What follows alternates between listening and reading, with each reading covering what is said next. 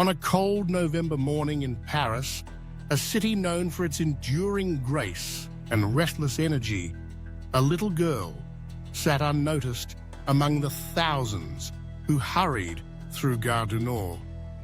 The world around her was a symphony of footsteps, suitcase wheels, train announcements echoing between French and English, all blurred together in the steel and glass cathedral that is one of Europe's busiest stations. Despite the crowd's relentless flow, she remained unmoving, a figure of stillness amidst ceaseless motion, barely 6 years old, cocooned in a too-thin coat with a pink wool hat drawn low over her brow. For nearly an hour, she was invisible. To the businessmen pacing with coffees in hand, she was just a blur in their peripheral vision. To the families greeting arrivals, she was a background detail, easily overlooked. There was nothing attention-seeking about the way she perched on the chilly bench, small feet dangling, fingers gripping a crumpled napkin so tightly it seemed to give her comfort. It was only much later that a station employee paused, hesitated, then approached, compelled by something in the child's air of impossible patience. Not the wildness of a lost child, but the muted calm of someone resigned to waiting. When the woman bent down, the girl's eyes lifted, quietly tired, swimming in that peculiar stillness children sometimes wear, especially those who have already braved storms. She did not sob or cling. When asked her name, her lips stayed pressed shut. It wasn't until authorities transferred her gently to a private room that anything began to take shape. Her answers remained few, her face empty but for the echo of something older than her years. In her pocket, officials found two things. The first, a delicate silver star, cool, smooth, gleaming even in the artificial lights of the station office. On the reverse, a single engraved M. The second, the napkin she wouldn't let go, revealed two simple lines written in block letters. Take care of her. Her name is Elise. No surname, no address, no clue to her past beyond these 8 words. And a trinket pressed lovingly into her hand. Footage from security cameras painted a portrait of the moments before. A man. Dark coat, bundled tight, scarf swept across half his face, led her toward the bench at 7:36 a.m. His stride was urgent, but not frantic. At 7:41 he reappeared, alone, half glancing back, and vanished into the swirling current of travelers.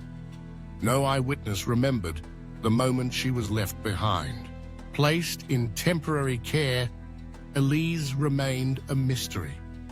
She spoke once, briefly, only to answer questions about food and colors, never about herself. Medical professionals stated what was already evident. She was not afraid. Instead, she moved through the routines of foster care as though she expected nothing from it. There was no hysterical longing for her parents, no mention of home, just the bright thread of calm detachment spun from resignation rather than fear. Her age, name, and appearance failed to match any missing child reports across France or Europe. Months passed. Her first foster family in the Parisian outskirts discovered she was uncommonly gentle, careful not to disturb, quietly helpful around the apartment. But the distant look in her eyes endured. She would watch from the window for hours, as if searching for something only she could see. At school, she was quiet.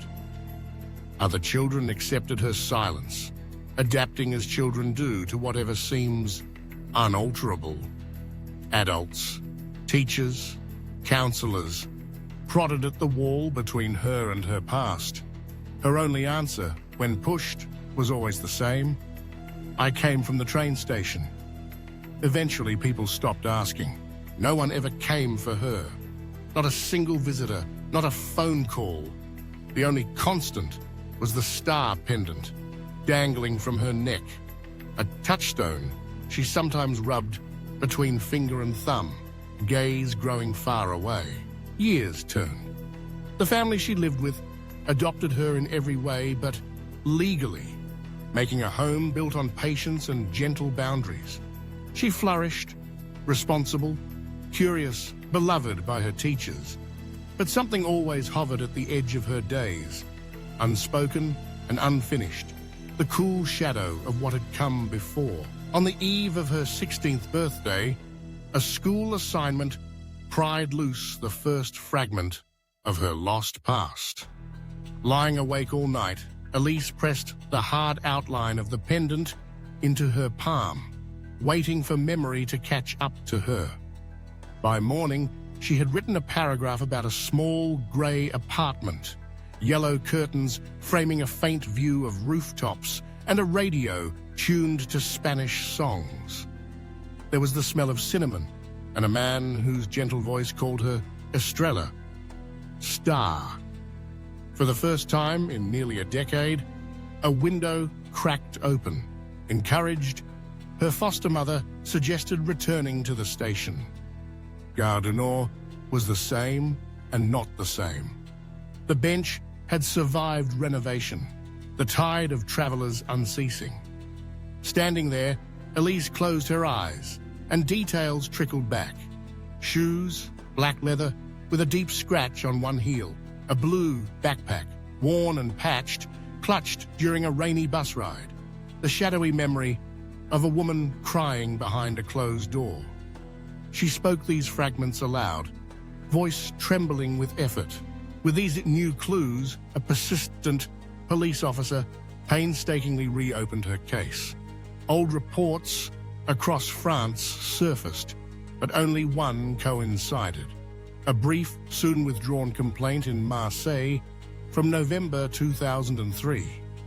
Filed by a woman named Mariana Torres, it accused her ex-partner of abducting their daughter, only to vanish from all records days later. The father's name, never publicized, seemed to disappear along with the girl. 11 years later, a single faded photograph took Elise's breath away. Mariana, young and wary, hair falling loose, hope and fear mingled in her eyes. When shown this image, Elise faltered, lips parting as if to speak, but nothing came but a whisper. "That's her. That's the woman from the kitchen with the cinnamon." Through layers of vanished documents and new names, a thread stitched its way to Spain. A retired social worker remembering a troubled young woman and a little girl with faraway eyes, guided investigators to a tiny address in Valencia. There, Mariana Torres, now Marina Tovar, lived quietly, working with flowers. A gentle life, born out of necessity. When she learned her daughter had surfaced alive, guilt and hope crashed over her, undoing years of practiced stoicism. Mariana's story, shared through tears and exhaustion, spilled the bitter truth. Back in 2003, she had fled escalating threats, a custody battle grown dangerous, a partner who lashed out in desperation. Her daughter vanished when Mariana reported to work. The father, determined to keep her apart, left Elise at the mercy of strangers. Mariana filed for help, was cautioned by relatives that instability could turn authorities against her, then, in a surge of panic, withdrew her complaint and emigrated. She lived in hiding, carrying the broken pieces of motherhood as thin hope grew cold. Reunited by circumstance, Elise's question carried the weight of a lost childhood. "Why didn't you come for me?" she asked, her voice low but clear. Between them, years stretched. Misunderstanding, hurt, the ache of abandonment no one could fix with words. Their reconciliation was slow and uneven. Letters, awkward at first, gradually became confessions. Mariana, desperate for forgiveness she could never request, tried to fill the emptiness with stories and photographs, a birthday cake overloaded with candles, rainy afternoons coloring pictures. The stuffed rabbit Elise clutched until its eye was lost. Each memory pieced together, something that hadn't sealed entirely shut with time. At 18, Elise traveled alone to Spain. Mariana waited outside her flower shop, beneath a banner of red and yellow blooms, sunflower in hand. The favorite flower of a daughter she'd known for only a few bright years. Their embrace was hesitant, then fierce, arms tight with a need deeper than habit. They walked and talked, shy at first, then as if they could mend time with stories and shared silences. Still, Elise chose to keep most of her life in France. She did not move in with her birth mother, nor call her Mama right away. Instead, she visited, listened, and stitched memories together with new ones. Laughter over coffee, shopping for books, listening to radio songs in the language of her childhood. She forged a link, not out of obligation, but out of cautious, earned trust. Her foster family remained her home, the place where love had anchored her through years of uncertainty. But now her past, once so shadowy, had a form, and the old wounds, though tender, no longer burned with emptiness. Instead, they harbored the light of survival, forgiveness, and the awareness that love, however interrupted, can still find its way back. At a conference for children split apart by fate, war, and family disputes, Elise found the courage to share her truth. She chose not to dwell on names, places, or betrayals, but instead offered this. Sometimes the past is buried not because we wish it gone, but because it is too heavy to hold. Yet, when we dare to look with help, we may find buried within not just sorrow, but the quiet, stubborn hope that kept us alive. On her neck, beneath her shirt, she wore both pendants, the old star and the new, which Mariana sent, inscribed simply with Siempre, always. This time, she wore their weight with pride, a testament to a childhood marked by separation, but not entirely shaped by it. The man who abandoned her at the station was never brought to justice. In a way, the greatest consequence was his monumental absence from her grown life, a hollow space he would never reclaim. He remained a figure in blurry footage, remembered only as a man with battered shoes and fractured intentions. But Elise's life became a story not of vanishing, but of return. She was never just a child left behind. She was a survivor, patient, resilient, and now whole. Her name was once a puzzle scrawled on a napkin, handed over to strangers in a desperate hope. Now it was hers, worn, reclaimed, and full of the meaning she alone could give it. Because in the end, her story wasn't about loss. It was about the slow, stubborn work of finding not just each other, but oneself against the odds. And this time, she was no longer waiting for someone to arrive. She had already found her way home. Subscribe to Golden Love Stories and discover more tales just as moving and surprising.